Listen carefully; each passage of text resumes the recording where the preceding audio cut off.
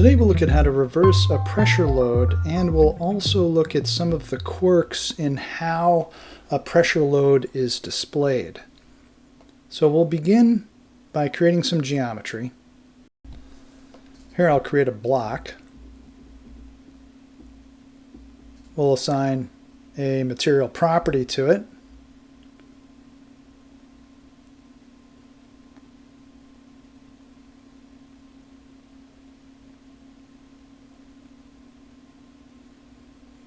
And we'll go ahead and save it and create some simulation files.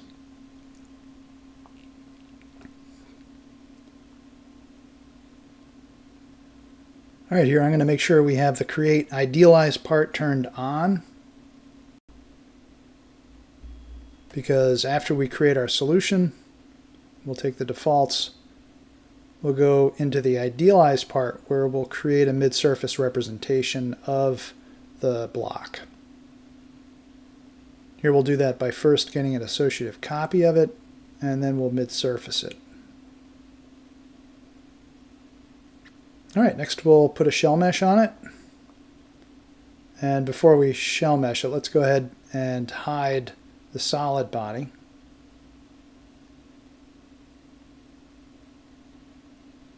And I'll also put a fairly coarse mesh on it.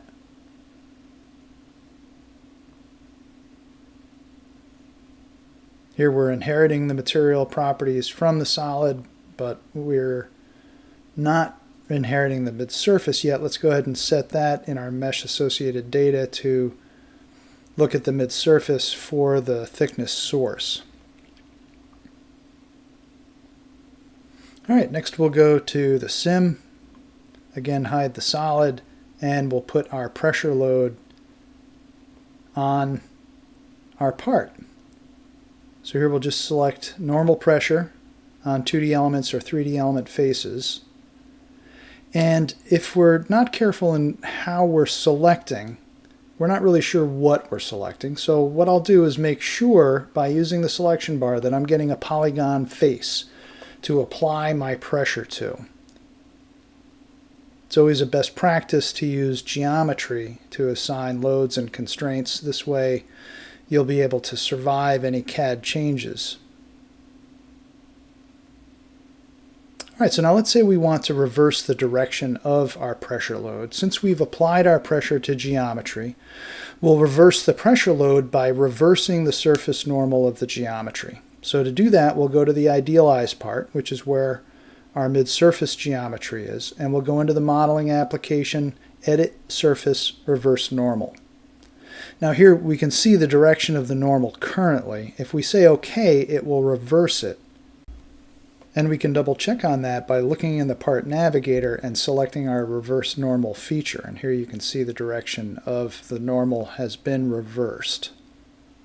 So now if we go to the FEM, we'll see that there is an update pending. We'll go ahead and update the mesh. That will reverse the surface normals. And also here we can see that our pressure load direction now has been reversed as well. Now, to take a deeper look into this, there may be a temptation to want to reverse the pressure load by reversing your element normals. Now this I don't recommend because it can lead to some confusion, and we'll see why.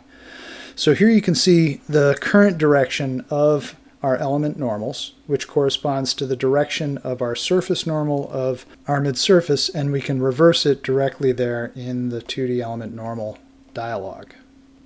Now, when we go to the sim, we'll notice that the direction of our pressure load has not changed, and that's because it's reflecting the direction of our surface normal, not our element normal. And this is where the confusion comes in, because if we were to write this deck out and solve it, sure enough, that pressure load will have reversed. And we can see that by editing the display of our boundary condition to expand it onto the elements. And now you can see that those pressure arrow directions have changed to reflect the change in the element normal direction.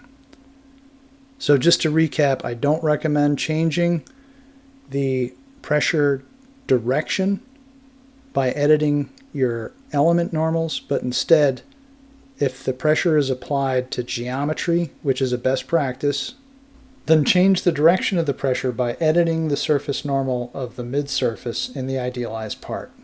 This will then force a mesh update in the FEM, which will reverse the element normals, all of which will be reflected in the sim, with the direction of the pressure load changing there as well.